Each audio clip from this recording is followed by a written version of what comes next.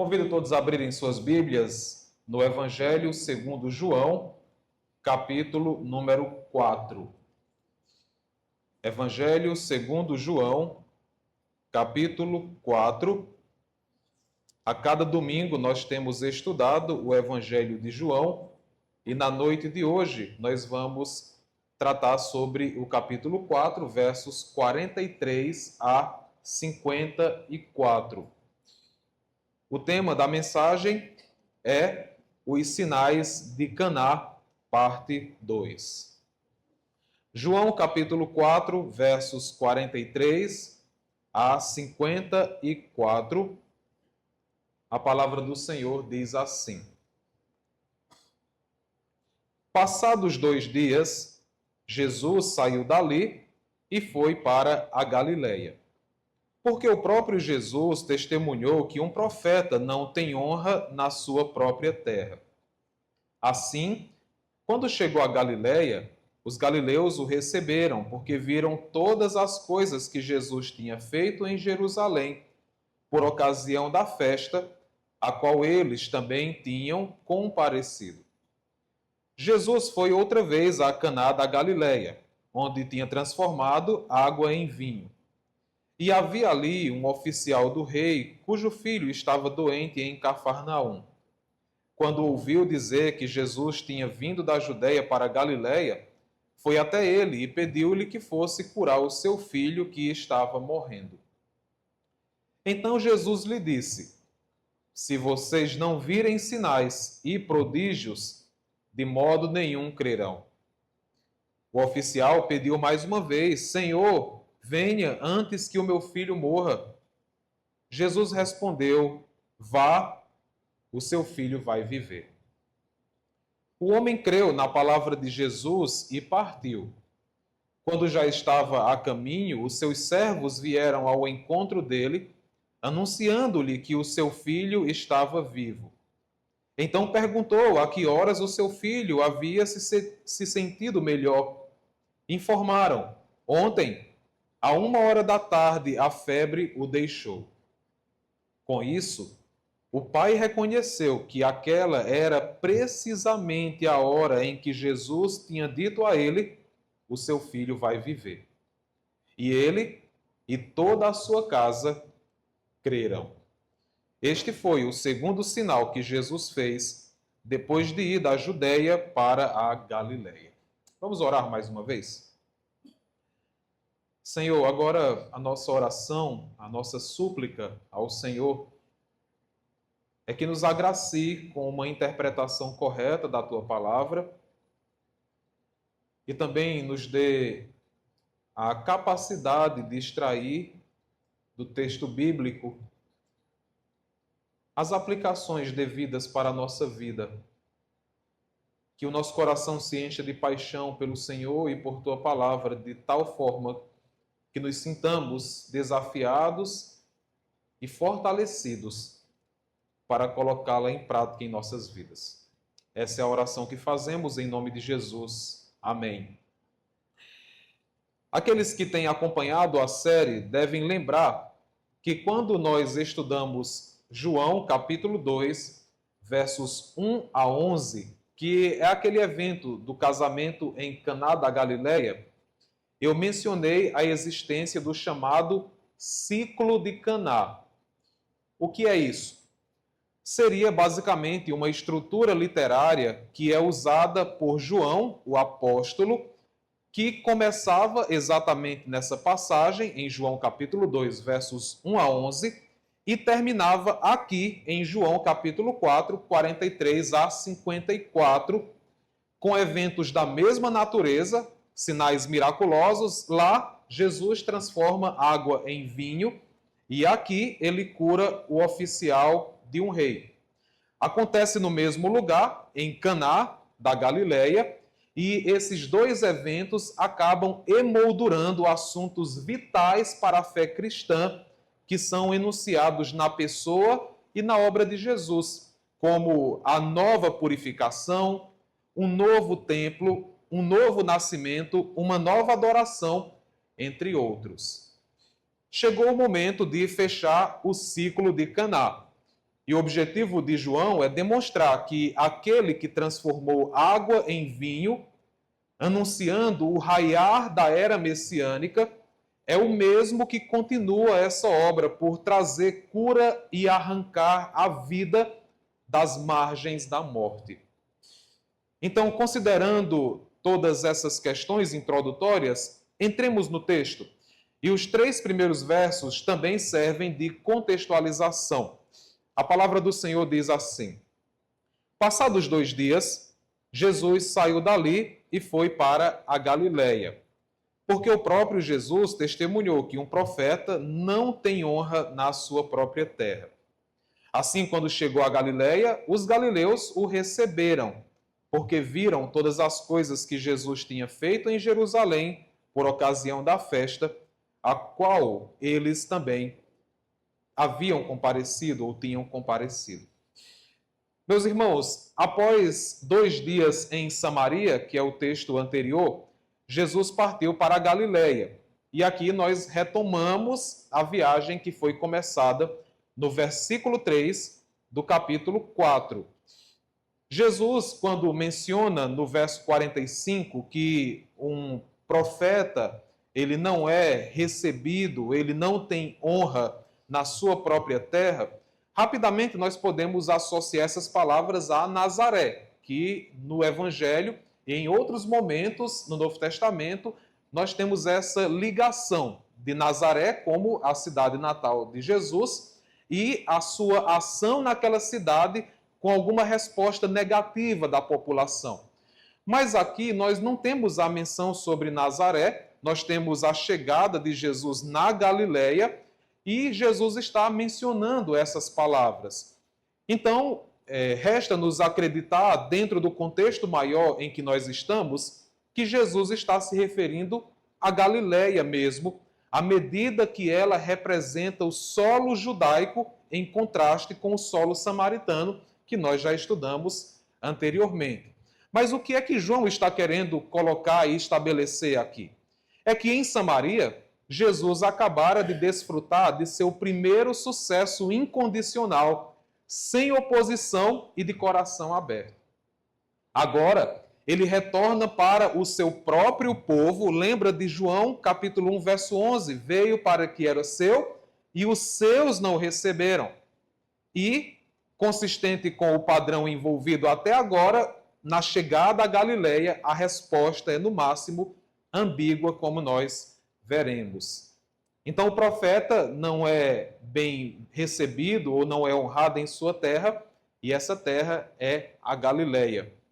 No verso 45, nós temos agora essa menção à chegada de Jesus à Galiléia, mas temos uma expressãozinha aqui na Nova Almeida Atualizada que parece contrapor o que Jesus disse anteriormente. Diz que quando ele chegou à Galiléia, os galileus o receberam.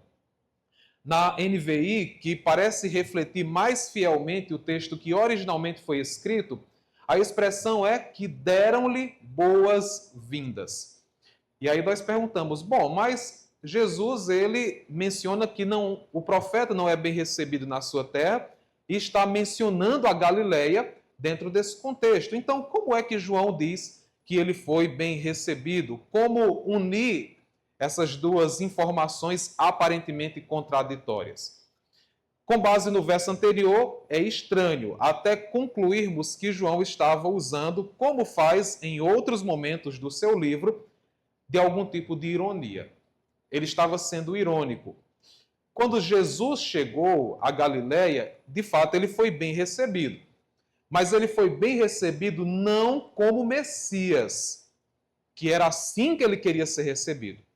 Mas ele foi recebido apenas porque eles viram tudo que Jesus fizera na festa da Páscoa em Jerusalém.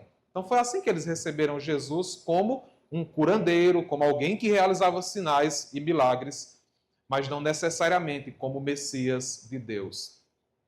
João já informou a seus leitores de como Jesus via esse tipo de fé. Lá no capítulo 2, você pode até voltar um pouquinho aí, capítulo 2, versos 23 até 25, Diz que, estando Jesus em Jerusalém, durante a festa da Páscoa, muitos creram no seu nome quando viram os sinais que ele fazia.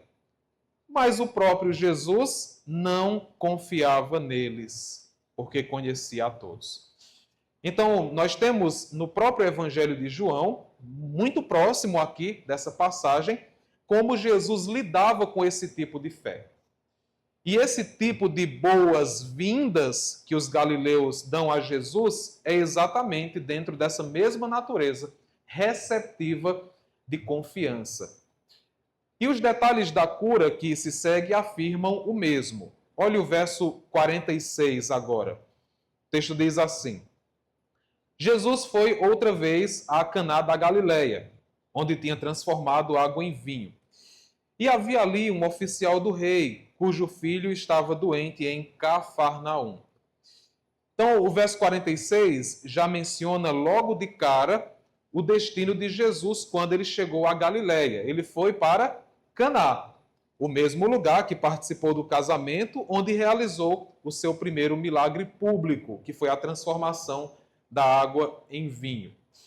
E a partir de agora, João começa a contar em detalhes o evento. Ele começa falando que aparece aqui na narrativa um oficial do rei.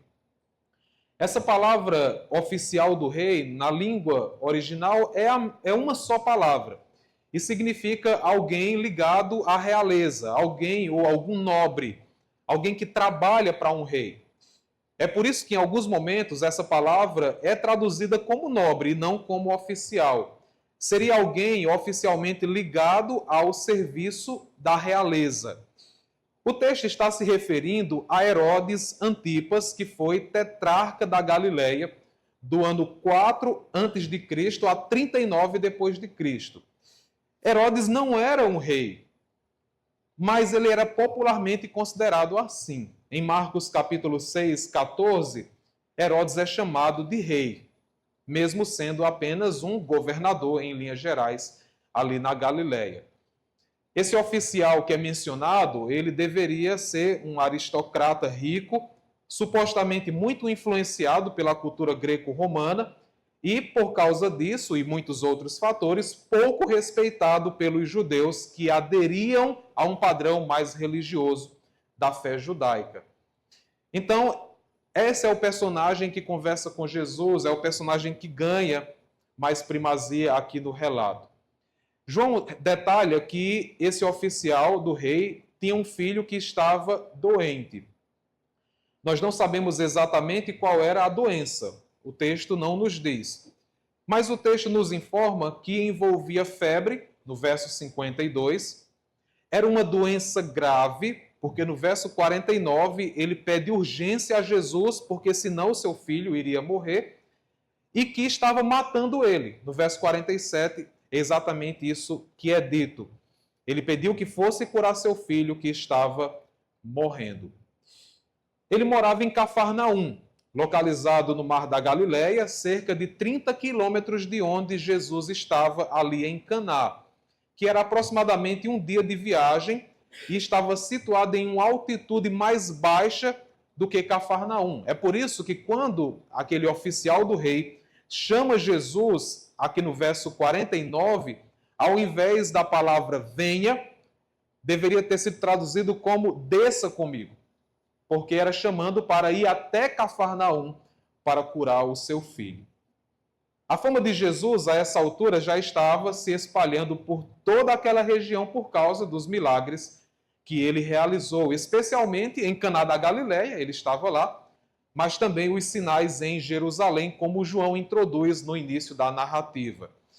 É por isso que, considerando todo esse contexto, já informado por João, nós entramos no verso 47, quando diz que quando aquele homem, aquele oficial do rei, ouviu dizer que Jesus tinha vindo da Judéia para a Galileia, foi até ele para pedir que ele curasse o seu filho que estava morrendo. Aquele homem se aproximou de Jesus por causa do desespero da necessidade. É isso que nós vamos perceber, inclusive em versos posteriores. ele não estava considerando aqui, levando em conta quem Jesus realmente era. Embora a forma como João vai construindo a narrativa, parece que ele se assemelha à mesma expectativa dos demais galileus. Quando nós chegamos no verso 48, aqui nós já pressupomos o seu primeiro pedido de cura ao seu filho, então nós temos a resposta do Senhor Jesus, quando ele diz: se vocês não virem sinais e prodígio, de modo nenhum vocês crerão. Jesus coloca as suas palavras no plural. Vocês. É uma palavra, obviamente, não dirigida apenas àquele homem, mas dirigida aos galileus no geral. E lembra qual era a expectativa deles, o que era que eles estavam pensando sobre Jesus. Então, Jesus usa aquele momento para chamar a atenção deles sobre aquela tese que agora é reforçada de que as boas-vindas que eles deram a Jesus eram fundamentalmente defeituosas, baseadas excessivamente nos sinais miraculosos. Jesus chama a atenção deles aqui. Irmãos, essa forma de agir, embora pareça incomum, ela é muito comum em nossos dias. Se você pensar em fazer uma divulgação, aqui mesmo no bairro Triângulo, onde nós estamos localizados, e falar aqui em todas as casas, entregar folhetos, dizendo, olha, nós vamos ter no domingo à noite uma pregação especial sobre os atributos de Jesus. Vamos falar sobre quem ele é, sobre a sua obra, os seus feitos, a sua importância, a sua obra no que diz respeito ao plano. E na outra semana, nós fizermos uma outra divulgação para um culto dominical e dizer, olha, nesse culto nós vamos ter uma noite de curas e milagres. Qual das duas semanas serão mais assistidas? Eu tenho certeza que é a segunda semana.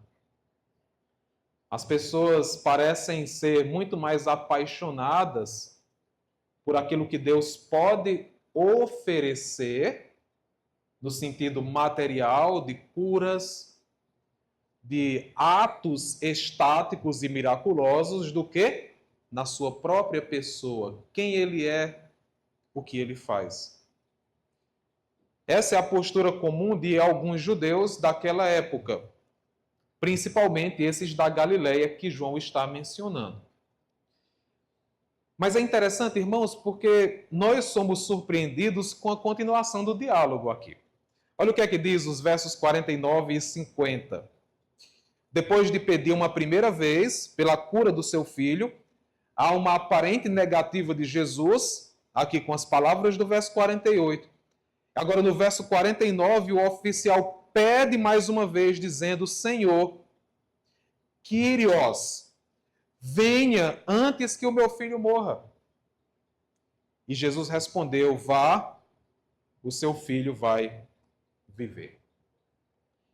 As expectativas daquele homem fogem do consenso dos galileus.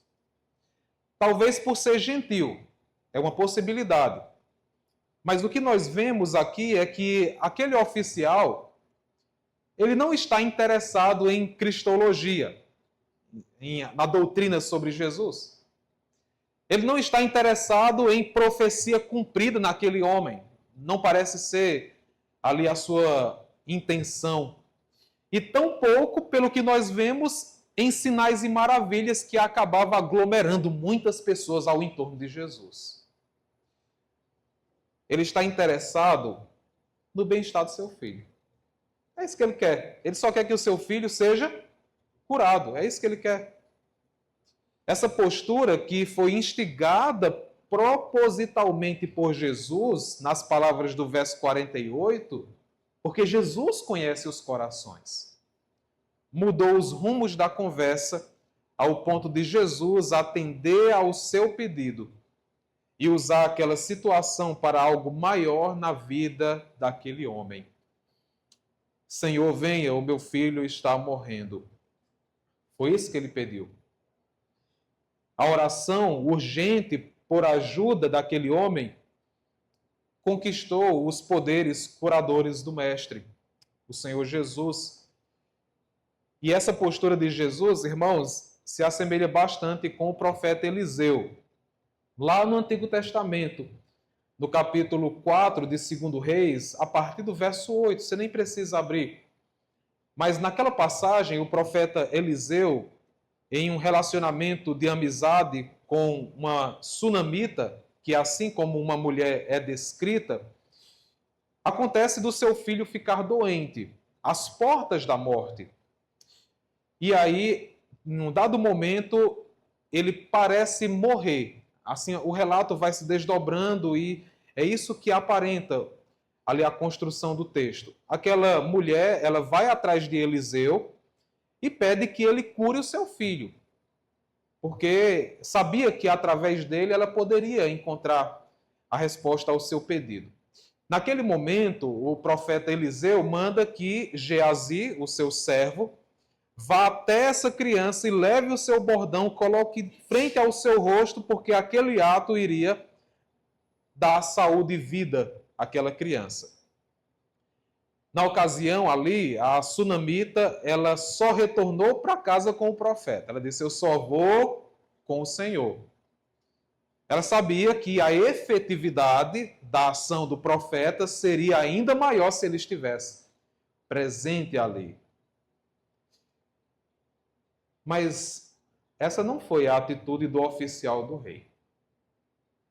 Porque diz o texto que no verso 50, na parte final, o homem creu na palavra de Jesus e partiu.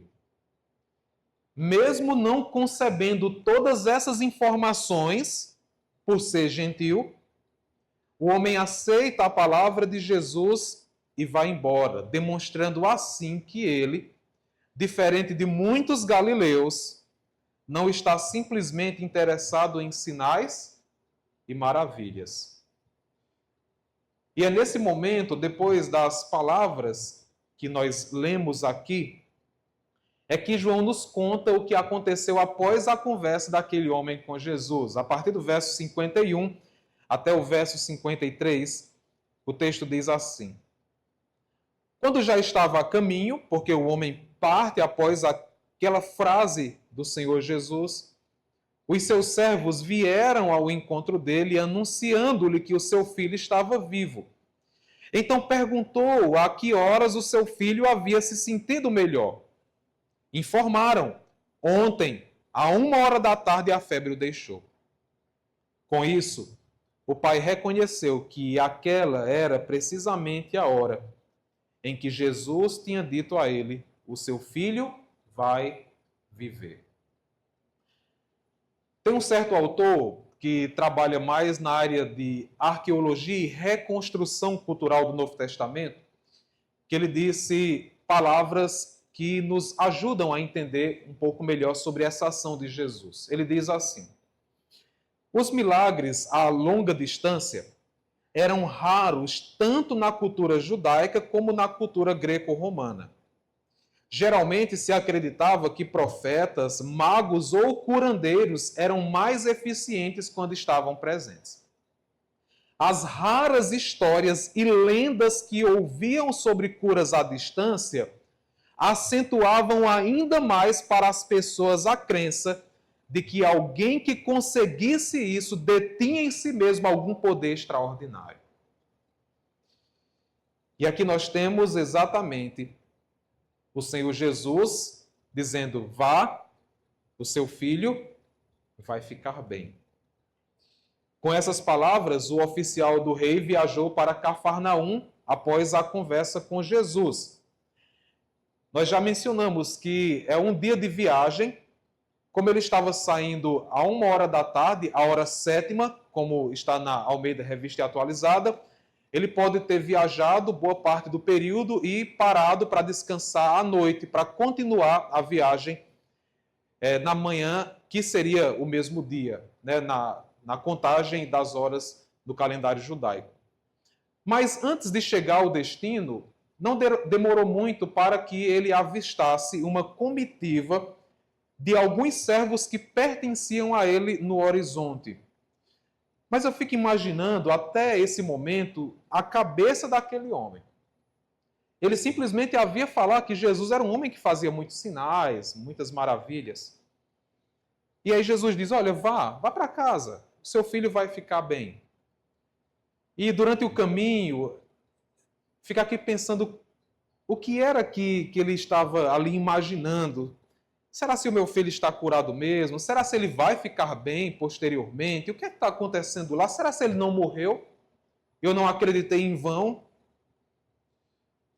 E aí, provavelmente, quando ele encontra aquela comitiva mais distante dele, nós não sabemos exatamente a hora desse encontro deles, porque o texto não diz. É possível que aquele homem tenha ponderado se aquela comitiva não iria informar-lhe que o seu filho havia morrido. Talvez eles estejam se aproximando para dizer, olha, infelizmente o seu filho morreu. Mas ao encontrar aqueles homens que se aproximavam, rapidamente os seus pensamentos e o seu humor foi transformado em dúvida, da dúvida para a alegria. Uma certeza de que agora o seu filho estava bem e ele sabia de onde vinha a fonte da sua cura. E mesmo considerando que Jesus foi aquele que operara grande milagre na vida do seu filho, porque não é possível uma doença tão grave como aquela, da noite para o dia, ser resolvida assim. Ainda surpreso com tamanha façanha, ele ousou perguntar sobre a hora que o seu filho ficou são. O que, para a surpresa dele, foi exatamente a hora que Jesus declarou as suas palavras: vá, o seu filho vai viver. Irmãos, na história que eu mencionei sobre Eliseu, a sunamita e o seu filho, Geazi vai com o bordão, chega lá, coloca na face do filho, mas depois volta para dizer, Eliseu, não aconteceu nada, o menino está morto do mesmo jeito. Então Eliseu vai lá e faz toda uma manobra ali, até que Deus graciosamente dá vida àquela criança. Quando nós olhamos para o evento de Eliseu e o evento de Jesus, nós sabemos que Eliseu é uma antecipação de parte do ministério de Jesus, do Messias prometido.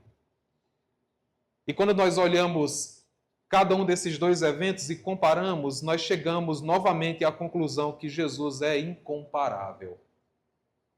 É incomparável. Nem Elias, nem Eliseu, nem Moisés ou qualquer figura que já tenha se levantado nessa história não chega nem nos pés de quem Jesus é e o que ele pode fazer. Nem com o bordão de Eliseu, famoso por seus sinais e maravilhas, foi capaz de dar vida àquela criança. Mas uma simples palavra de Jesus, vá, o seu filho vai ficar bem, imediatamente, a 30 quilômetros de distância, aquela criança cessou a febre e certamente ela voltou a brincar como as crianças da sua região. Irmãos, o ministério de cura fazia parte da promessa messiânica do fim dos tempos. Nós temos várias passagens em Isaías que fala que quando viesse o tempo do fim, com essa figura levantada por Deus para trazer a salvação à nação de Israel, também traria restauração. E essa restauração tem a ver com o aspecto físico. Nós temos, por exemplo, em Isaías 53, verso 4, que as enfermidades e dores ele levaria sobre si. E nós temos em muitas outras passagens que evidenciam que dentro do ministério do Messias, quando viesse na sua plenitude, o povo iria desfrutar finalmente de uma saúde plena, uma vida sem sofrimentos, sem pendências emocionais ou qualquer outra debilidade que viesse oprimir a sua alma. Com esse ato de Jesus, ele está dizendo, aqui veiculado pelo apóstolo João, que esse tempo chegou parcialmente com a sua vinda. Mas é apenas uma antecipação, um antegozo do que eles podem esperar no porvir. Senhor, como vai ser quando todas as coisas forem restauradas, iniciar o período do novo céu e da nova terra? Basta olhar o que Jesus fez enquanto esteve em terra. Onde tiver mortos serão ressuscitados, onde tiverem doentes serão recuperados. É isso que acontece onde o Messias coloca a sua mão. Muitos duvidavam sobre quem Jesus era, mas essa incredulidade não fazia mais parte nem do oficial, nem do seu filho que estava doente, nem da sua esposa e possivelmente nem dos seus servos, porque no verso 53, na parte B, diz que ele e toda a sua casa creram. Jesus prometeu que o filho daquele homem iria viver. Agora, nós já percebemos que João gosta de fazer alguns malabarismos dentro do seu evangelho, de trazer algumas informações que parecem ter dois níveis, um nível mais superficial e um nível mais profundo. Embora nós não possamos afirmar de certeza, mas será que Jesus queria dizer apenas que aquela criança iria ter a saúde física restaurada? Quando ele disse, vá, o seu filho vai viver. Ou será se João estava ali nos chamando a atenção para a vida eterna, decorrente de uma crença agora com as motivações corretas, com a perspectiva correta sobre quem Jesus é? Deus o sabe. Mas quanto ao apóstolo João, ele finaliza o trecho com as seguintes palavras, verso 54. Este foi o segundo sinal que Jesus fez, depois de ir da Judéia para a Galileia. É desse modo que o ciclo dos sinais em Caná está fechado. É claro que esse não foi o segundo sinal que Jesus fez. Ele fez outros, por exemplo, em Jerusalém. Mas aprove em João organizar os sinais mais objetivos que evidenciam que Jesus de Nazaré é o Messias prometido. Agora, o que mais nos interessa é que, onde mais um estranho aos judeus, assim como a mulher samaritana recebe as bênçãos da nova vida e perdão, os próprios judeus correm o perigo de ficar para trás nessa corrida. É isso que João está dizendo. É esse o alerta que ele dá e espera que os seus leitores imediatos e todos nós também apreciemos e aprendamos. Mas o que é que nós podemos aplicar em nossas vidas com o entendimento dessa passagem? Muitas coisas, mas eu quero destacar apenas 4. Em primeiro, irmãos, os atos sobrenaturais e visíveis de Deus, como nós vimos que está aqui bem presente na narrativa, e como nós também aprendemos, não devem ser o fundamento da nossa confiança nele. Não deve. Nós sabemos que Deus faz isso. Deus é um Deus de milagres, sim. Deus é um Deus que cura, sim. O sobrenatural ainda está presente em nossa realidade, sim. Nós acreditamos em tudo isso.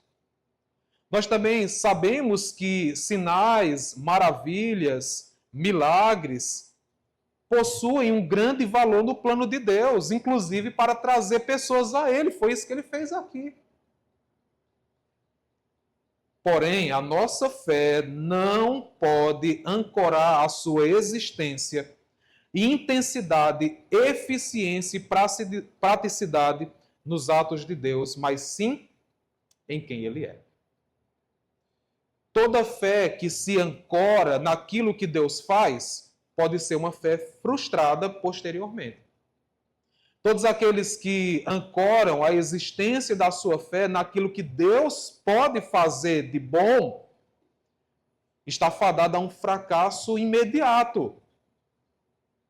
Todos aqueles que querem alimentar a sua fé, intensificá-la através daquilo que consegue ver nos atos de Deus, pode estar colocando a sua fé num lugar muito perigoso.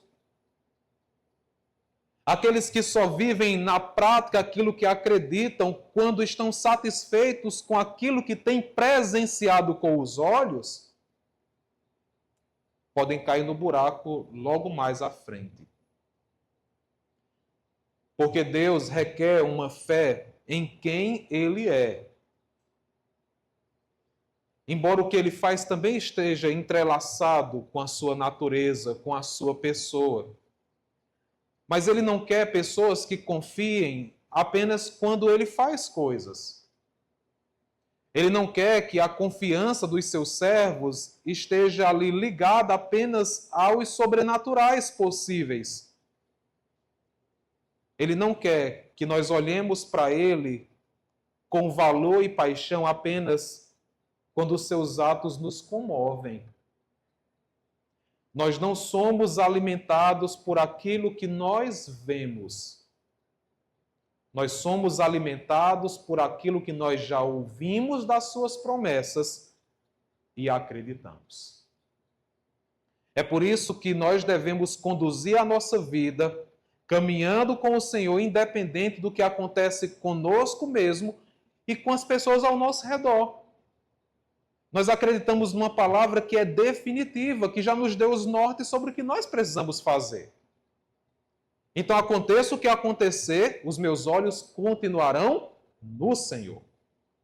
Porque a minha fé não está movida por aquilo que eu vejo, mas por aquilo que eu acredito. Também, quando olhamos para essa passagem e vemos a proposta do Senhor Jesus para aquele homem, nós podemos aqui acentuar, irmãos, que, de fato, tem alguns comandos de Jesus que às vezes são difíceis de obedecer. Porque parecem muito distantes da nossa realidade. Olha, aquele homem poderia procurar qualquer outro meio mais próximo dele, talvez mais efetivo, para um homem que não nutria nenhuma fé naquele curandeiro, naquele homem que se apresentava como um milagreiro. Mas simplesmente ele foi. Ele acreditou, se apegou e esperou que o seu filho de fato fosse curado. Mas infelizmente, quando nós olhamos numa distância mais longa de nós, uma resolução, uma luz no fim do túnel, e ainda assim precisamos manter a nossa conduta, manter a nossa fé, trilhar o caminho, nós somos tendenciosos a buscar por atalhos pecaminosos. Nós temos a tendência de acreditar que se não for por a nossa própria força, o nosso próprio braço, as coisas não vão acontecer. Nós não queremos esperar que de fato Deus opere, faça a sua vontade, as coisas aconteçam. A gente sempre procura um meio.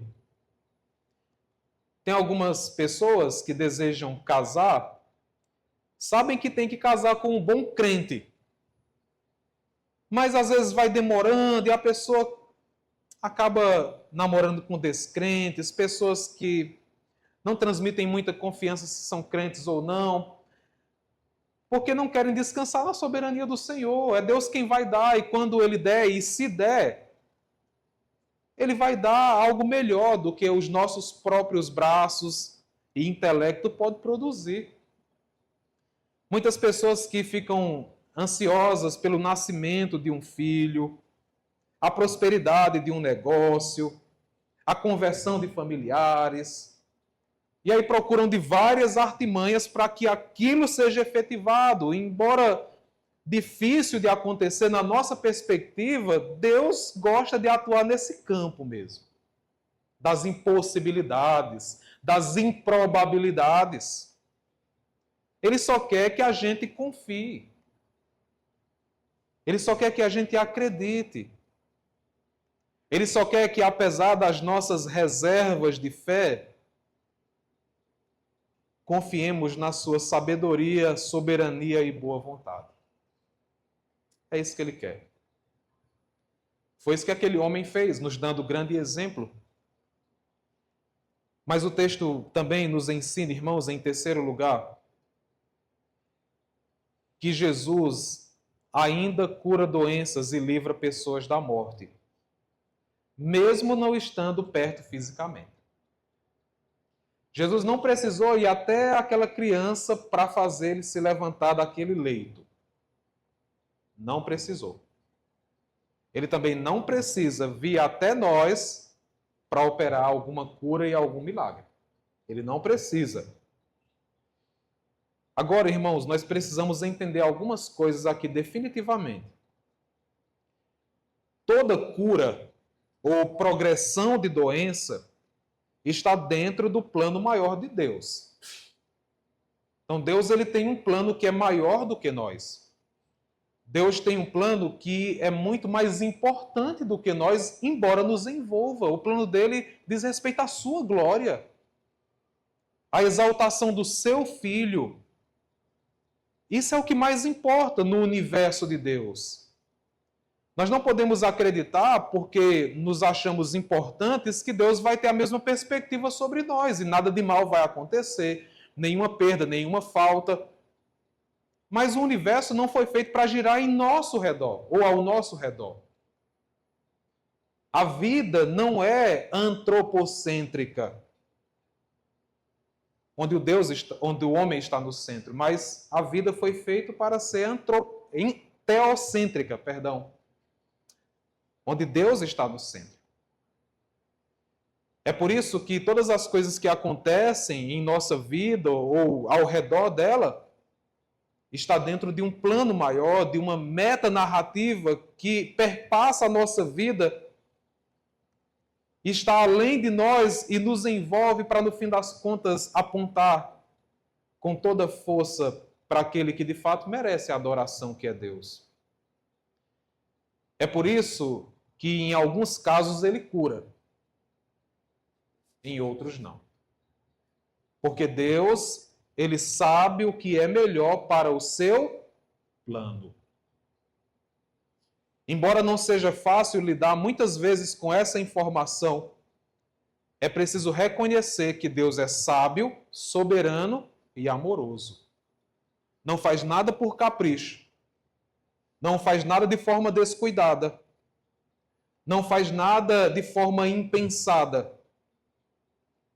Mas faz tudo para o bem daqueles que amam a Ele.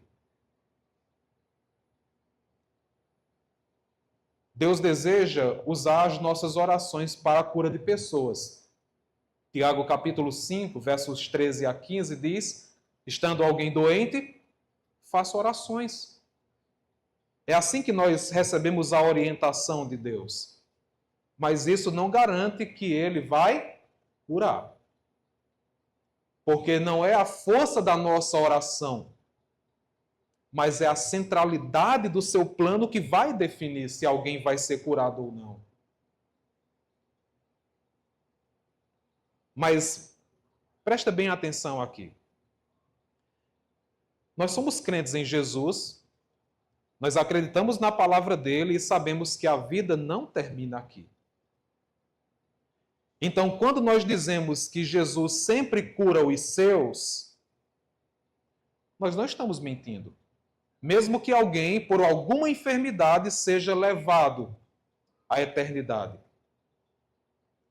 Porque quando Jesus veio curar pessoas, essas pessoas voltaram a morrer.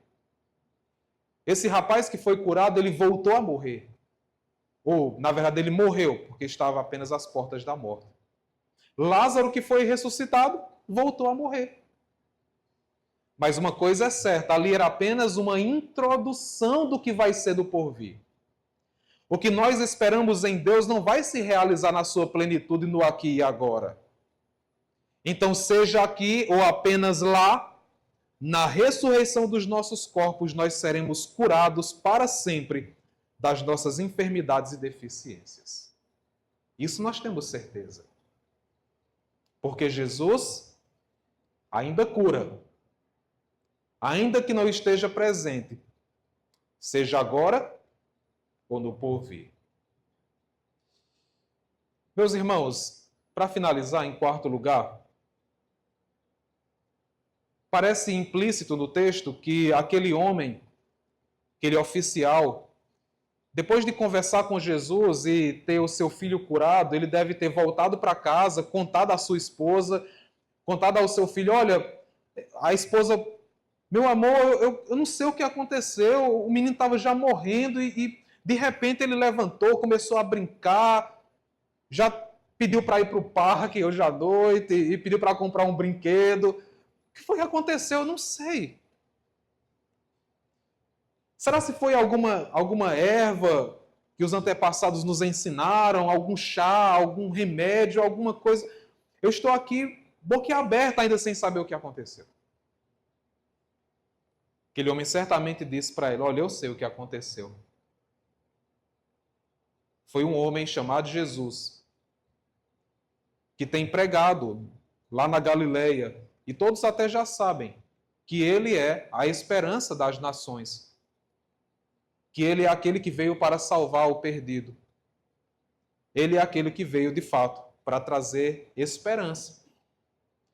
E quando eu fui até ele, embora não soubesse de nada disso, embora isso não fosse uma verdade em meu coração e em minha vida, ele simplesmente disse: vá para casa que o seu filho vai ficar bem e curado. E foi exatamente na mesma hora que ele falou que o nosso filho ficou bem. Um testemunho como esse, inevitavelmente, deve ter enchido os olhos daquela mulher. Evidentemente que aquela criança se tornou uma criança agradecida eternamente àquele Jesus que a livrou da morte.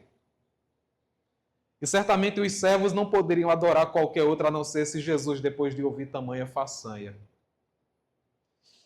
É por isso, irmãos, que existem em nossa vida diversos relatos de maravilhas, sinais, atos de Deus que acontecem.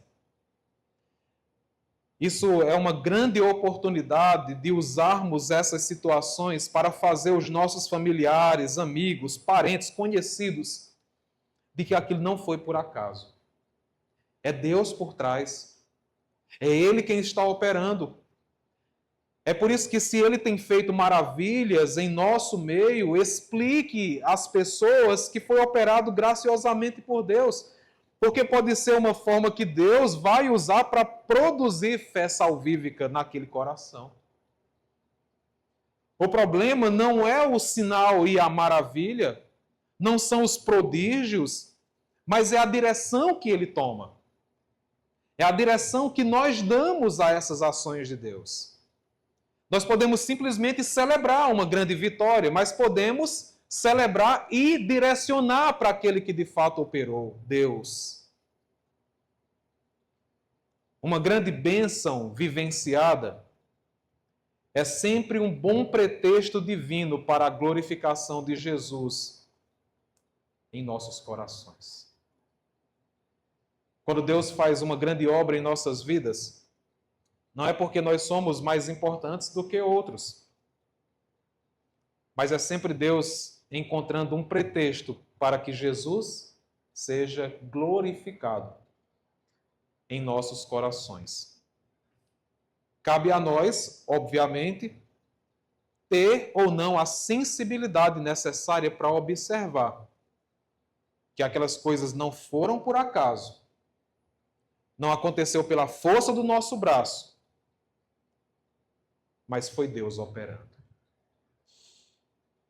E que essa palavra nos ajude a identificar todas as ações de Deus ao nosso redor. E depois de identificadas, rendermos glória àquele que de fato merece, o nosso Senhor Jesus. Amém? Vamos orar. Senhor, muito obrigado por essa palavra. Obrigado, Senhor, por tua graça que nos assiste em nossas fraquezas.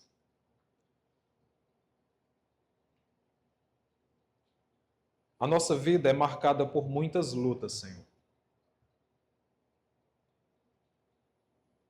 Nós poderíamos passar várias horas aqui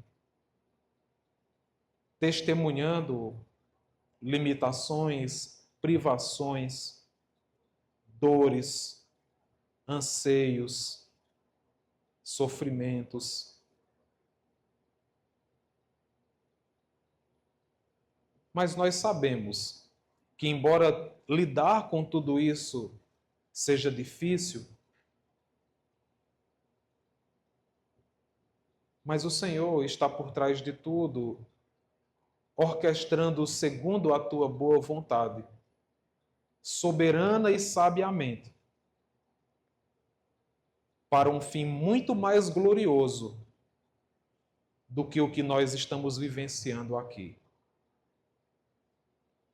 É por isso que, embora difícil, nós suportamos.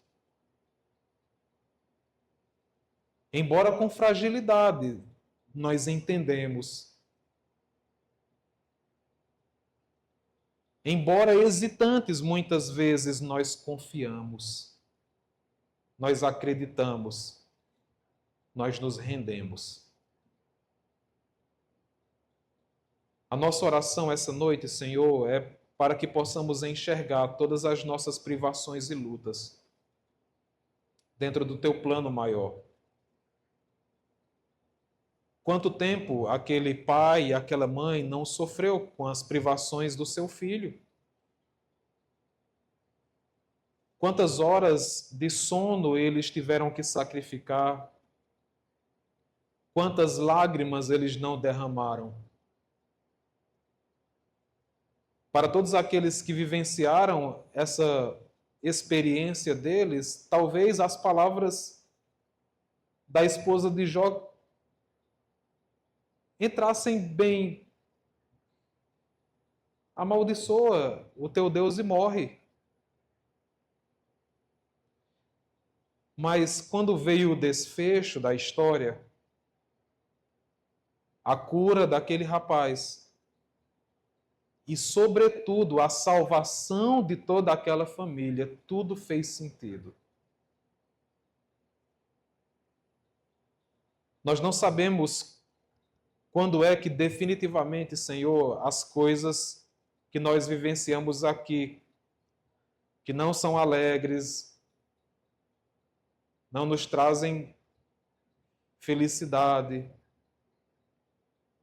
que tiram o nosso conforto, tranquilidade, vão fazer sentido. Nós sabemos que vai fazer sentido todo. Mas quando chegarmos lá, tudo definitivamente vai fazer sentido, porque nós olharemos para a tua glória, para a exaltação do teu Filho, para aquilo que nós vamos nos tornar. E diremos: Senhor, obrigado, tanto pela alegria e a tristeza que eu desfrutei em vida, porque tudo contribuiu para o meu bem. E o meu bem maior é o Senhor, a quem eu irei adorar por toda a eternidade. É por isso que a nossa oração essa noite é que o Senhor conforte e console todos os corações que ainda lutam, hesitantes em confiar no teu plano, na tua bondade, na tua sabedoria. E para todos aqueles que pela tua graça têm vivido momentos de tranquilidade, que o Senhor prepare esses corações. Prepare o meu coração, prepare o coração dos meus irmãos, das minhas irmãs aqui presentes. Porque não é se as coisas ruins vão bater em nossa porta, mas quando elas baterão. E a nossa expectativa e oração é que quando isso acontecer, nós estejamos firmes, confiantes e descansando no Senhor. Na tua obra, na tua palavra, no teu plano. E que a nossa confiança esteja no Senhor e não nas coisas que nós esperamos que o Senhor faça. Sendo assim, nós teremos uma fé vibrante, racional, empolgante e bem fundamentada. Essa é a oração que fazemos em nome de Jesus. Amém.